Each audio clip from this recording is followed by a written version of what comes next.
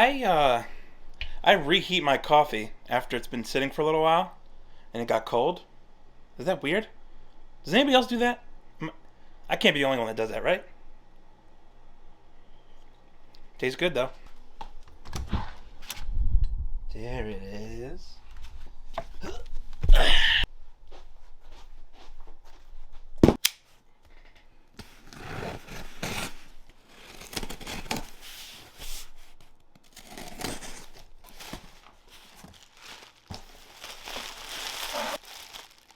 Look at that beaut. This is a Sony Rx100 Mark III that I just bought off of Facebook. And I know what you guys might be thinking. Dev, don't you have a big, fancy, beautiful, full-frame Sony mirrorless camera? Yes, I do. So if you're wondering why I went and bought a point-and-shoot camera in 2021 when I already have a good camera, well, let me explain.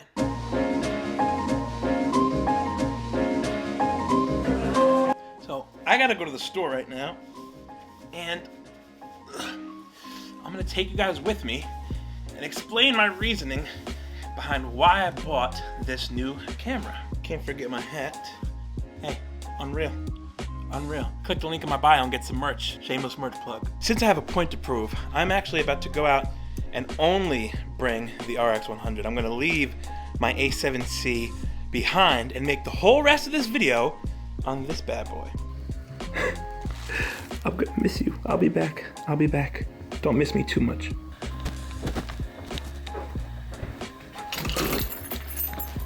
Alexa, turn off Office. That never gets old. Now this looks horrible, right? But guess what? One of the handy dandy things about this camera that I'm gonna show you is that it has a built-in ND filter. So just like that, look at the difference it makes. Built-in ND filters. No more screwing a filter on, swapping it off, none of that. Just click a button, boom, we look great. So, to be completely honest with you, I got this camera for a few different reasons. The main reason was just to have another B cam, right? I needed to have a camera for overhead shots. If I needed two different angles or something, I needed a B cam. Now me, being the genius that I am, I used to have an A6400 after I upgraded to my A7C. But what did I do? I went and sold it, not realizing, hey, I could probably use this as a second camera and it would probably be pretty useful. But it's okay, because you know why? I'm actually glad that I got rid of that and ended up getting this because A, it was more cost effective, and B, this little tiny pocket camera has a lot more use cases than I ever would have thought.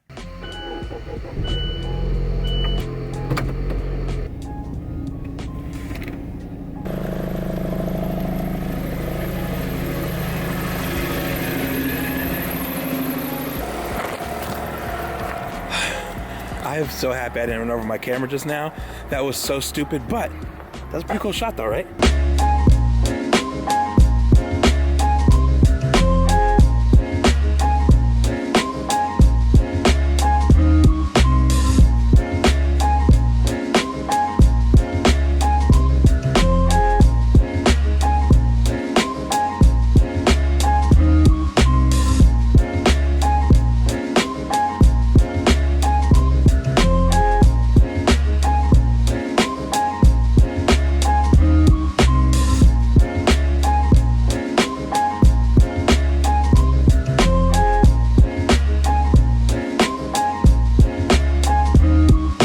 So right now I'm just at Target waiting for a friend of mine. He's just dropping me off one of my lenses, so I'm just waiting for him to get here. But in the meantime, first of all, those driving shots weren't bad, right? I mean, granted, it has no real stabilization, and the ISO, even though I have it set to manual, it's like the exposure, it was just kind of like all over the place. So I don't even really know how good it actually looks until I get home. But if you're hearing this part right now, then I guess it looked good enough for me to throw it in the video. But anyway, back to the reasons that I bought this camera in particular. So first of all, it has the flip-up screen, which is especially great for vlogging. It is a Sony camera, so it still has like pretty good autofocus. It's got a pretty good Zeiss lens, and it's a fast lens. All that really means is that it's got a low aperture, which means you can get a lot of light that comes in through the lens, and then you can get those shallow depths of field, which is like especially good if you're doing like portrait stuff or vlogging and things like that. But like I said, other than just needing a B cam in general, the two major reasons I bought this camera was one, like I said, for if I need overhead shots,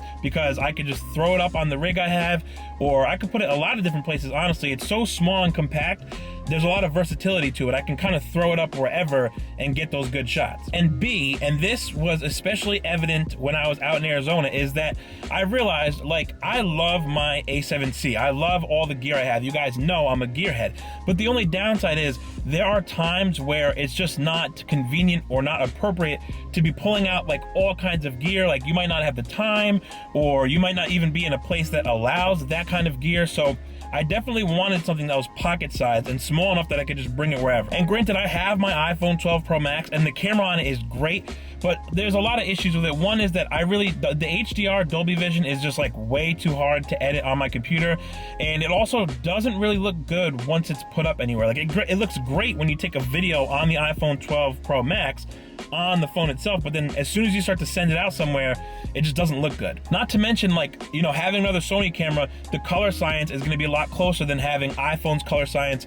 versus my Sony camera, so that's going to save me a lot of time on the color grading. But the reason that I brought up Arizona is because there was one particular part of that video where I was at a rest stop and I was using my iPhone to record a quick video. I wanted to vlog a little bit at the rest stop just to give like an update, but I didn't want to pull my whole A7C out and go and do, you know, bring all the gear and do all this extra work.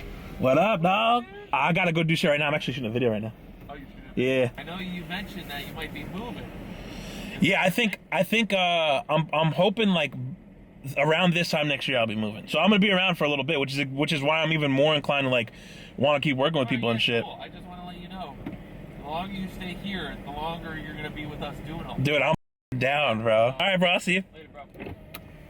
All right, my friend just pulled up, and to be honest with you, I can't remember where I left off. But I think where I left off was with this. Basically, the problem was that I needed to have a camera that I could just quickly, literally pull out of my pocket and film something like a vlog or just a little bit of B-roll or whatever quickly, and then just tuck it back away and not have to pull out all my gear and all this different stuff. And again, while the iPhone is great, like even without the HDR, the iPhone still takes great video. It's definitely 100% usable, but the problem is you sacrifice one of two things. You either have to use the front-facing camera and you're gonna get the lower quality, but you can see yourself on the screen, or you're gonna use the back camera, which is the better quality, but then you can't see what's going on. And that's actually what happened to me in that Arizona video. When I was at the rest stop, I used the back camera and I recorded for about a minute, and then I went and looked and realized, okay, the camera's not recording, so I had to redo it. And again, that's just like a pain in the ass to have to deal with. Having the flip-up screen on a camera like this makes it so much more convenient. Not to mention, in comparison, the size of this camera is actually smaller than my iPhone 12 Pro Max. Like,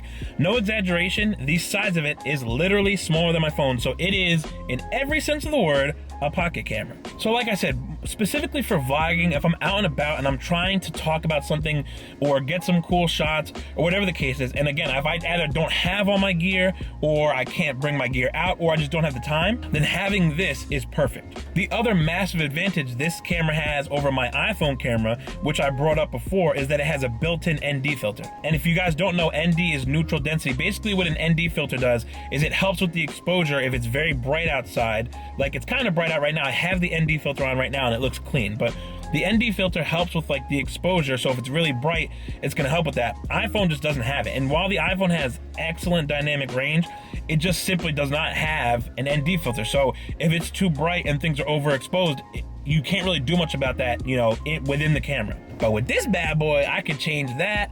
Like I said, it's got like a nice aperture range. It does zoom. Not that I think I would really use the zoom that much, but again, at the widest, which is where it's at right now, it's obviously more than wide enough to vlog and to get nice shots with.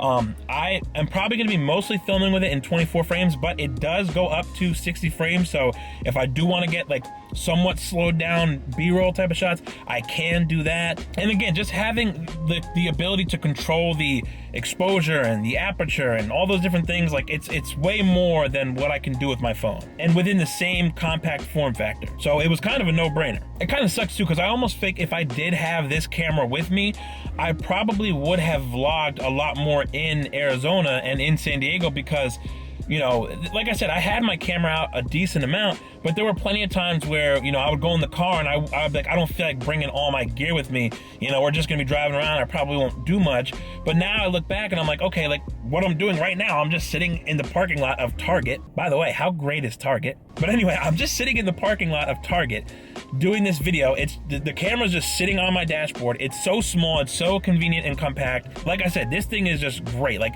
I'm now realizing how many different scenarios I would use this and that I will use this. Now, one of the only downsides I will say about this camera, although it's really not too big of a deal, the battery is like the size of a peanut. The battery is not very good. In fact, I'm looking at the battery right now and this camera is already about to die, and I've only recorded for like maybe a half an hour. But like I said, I also have to think, for the most part, like if I know I'm going out and shooting for the day, I will bring my gear with me. I'll pack everything up. I'll have, you know, my A7C with my microphones and all that good stuff. But for the quick running gun stuff, or the moments where you know, like I said, I'm at a rest stop or I'm just walking up to something and I don't feel like pulling all the camera gear out, this thing is great to just flip the screen up, turn the camera on, and do what I gotta do. And I can always get multiple batteries, which I'm sure I'll end up getting, like other batteries. But like I said, I honestly don't even really think I'll need much more than a full charge on any given day. So with that being said, I will definitely say that without really having used it other than this video, I anticipate that this camera will end up being a very good purchase, because I did get it for only 275 bucks. And I think I saw this thing going on eBay for like $300, $400, $500 still. Like this camera, granted it's like 6 or 7 or whatever years old, this camera is still worth a decent amount of money, and it's still, like I said, is like a pretty popular like YouTube and vlogging camera. And they've made a few new versions of it since this one came out, but hey, for 275 bucks, nothing was gonna serve my purposes better than this. Hi, thank you for choosing Dunkin'. What can I get for you? Hi, can I get a medium caramel swirl iced coffee, light and sweet? Sure. Hello. 34. Did you want your receipt? No, thank you. Thank you. Have a great day. Thanks, you too.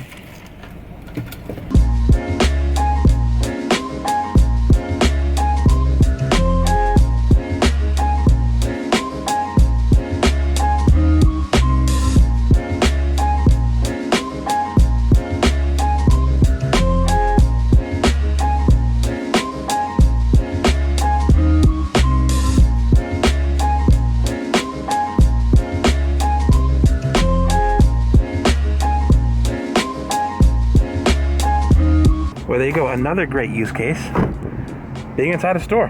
I don't even think anybody noticed I had this in my hand and was recording. It's smaller than my phone. I can't get over that. Well, somehow this battery is still going, which is shocking to me, but I don't know. I mean, like I said, I only took it out today. I just got it, and so far I love this camera. I might even go as far as to say I like vlogging more on this camera than my Sony A7C. Nah, I don't know about all that, but it's definitely more convenient, that's for sure. Right now, I'm gonna turn this thing off and then head home, finish the video, give you guys my final thoughts. And yeah, I'm very excited to use this more. And I will say this, I was already planning on vlogging a lot more on the channel, but now that I have this, definitely happening. Also, shout out to Dunkin'.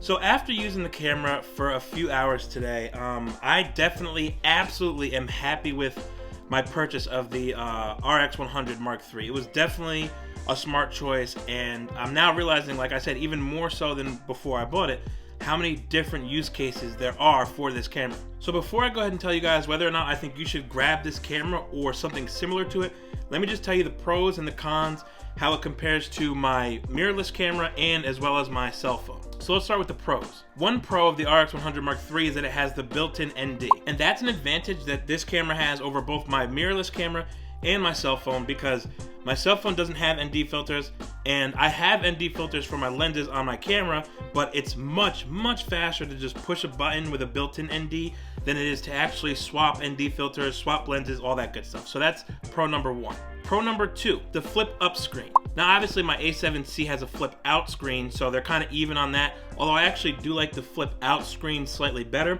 But this has a flip up screen, and as for the cell phone, the reason that it's better is because you either have to use the front facing camera so you can see yourself, but then you're really sacrificing the quality, or you use the back camera and then obviously you can't see what's going on, so it's a lot more difficult. Pro number three, it's compact. This thing, so let me just show you this in comparison to the size of my iPhone 12 Pro Max. Like, it is literally smaller, it's slightly thicker, but it's a smaller form factor than the cell phone. So as far as being compact, this beats out obviously my mirrorless camera as well as the cell phone, which is crazy because we have our cell phones on us all the time. This is always in my pocket. So the fact that this is even smaller than that is a huge plus. And lastly, the fast aperture. So I believe the main camera on the iPhone 12 Pro Max also has a 1.8, I want to say.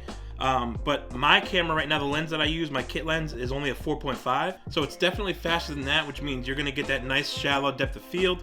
And like I said, I believe it's exactly the same as the camera on the iPhone, but you can adjust the aperture on this camera. You cannot change the aperture on the iPhone. So that's why it's a plus over both cameras. Okay, and now for the cons. Con number one, the very small battery. Now, as you can see, this battery is incredibly small, which makes sense because the camera is very small, but the smaller the battery, the less battery life that you have. I had it out today. Granted, I don't know if it was fully charged by the time it got to me, so I'll have to use it some more to really see, but you know, just taking it out for like an hour and a half or so today, and the camera was already just about ready to die. So like I said, definitely not the best battery life, but again, extra batteries, you know, that's a way around that. And the batteries are small enough that I can carry a bunch of these if I needed to, no problem. So that's not the worst thing in the world, but it definitely is something worth noting. Con number two, no 4K. Both my A7C and the iPhone 12 Pro Max shoot 4K. This thing can only shoot in 1080, but to be completely honest with you, I think the 1080 on really most cameras, but especially this camera, looks just fine. I primarily shoot my talking headshots and my vlogs on this camera in 4K, but honestly, you could easily still get away with 1080p, no problem. I'm sure most people are probably shooting in 1080p or uploading in 1080p anyway, so in reality, that's, again, really not the end of the world, but still something worth noting. Con number three, which I didn't really think this would be too big of a deal, but it actually is kind of bothering me. This camera does not have a cold shoe. Now, again, just like the other cons, there are ways around it. You could attach a bracket underneath, and then you can have a cold shoe like that. You know, there's a couple different ways around it, but the fact that it doesn't just have a cold shoe for me to put like a light or, you know, something else on, kind of a pain in the butt, but again, you know, not the end of the world. And con number four, kind of to go along with that, it does not have a microphone jack. So obviously the audio is not going to be as good as, you know, my Sony A7C with the Rode Video Mic Go on it. But, you know, something that I may end up doing, and let me know in the comments if you guys would be interested in this, but I really need to do an audio test for the iPhone's built-in audio and the Sony Rx100 Mark III's built-in audio, because the iPhone actually has a pretty solid built-in mic, and I won't know until I'm editing this video how good or bad the audio is from this camera. The Sony Rx100's audio is iPhone's definitely better. And without having the mic jack, obviously the audio suffers because you don't have the chance to add an external microphone. Although, if I really needed to, I could easily connect a lav mic, you know, to my cell phone, record the audio into there, and then just put it with the video. But again, those are the four cons for this camera. So with all that being said, would I recommend getting this camera or another point and shoot in the year 2021? Yeah, of course I would. I find that it could be useful for really anybody because, again, obviously I have an expensive, nice mirrorless camera, and I found multiple reasons, even discovered new ones today, as to why something like this is worth owning. It's also going to be, for the most part, cheaper than a mirrorless or a DSLR camera. And not to mention, this, like I said, could be a secondary cam, it could be a vlogging cam, or it could really be your primary camera. If you're doing YouTube and stuff like that, you could easily get away with using this as your primary camera. The more recent models of the RX100, as well as the new ZV-1, the Canon G7X models, like those are all point and shoot cameras that have flip up or flip out screens that are like excellent YouTube cameras for like a pretty good price. So 100% I would recommend, maybe not exactly this model, but definitely some you know, higher quality point and shoot camera in 2021 can definitely still be well worth your money. So that is it for this video, you guys. I'm going to definitely be using this a lot more going forward. I had a lot of fun vlogging on it today, to be honest with you, and it'll definitely get its use, you know, now that I've got it. So that's about it for this one, and as always, I'll see you guys in the next one. Peace.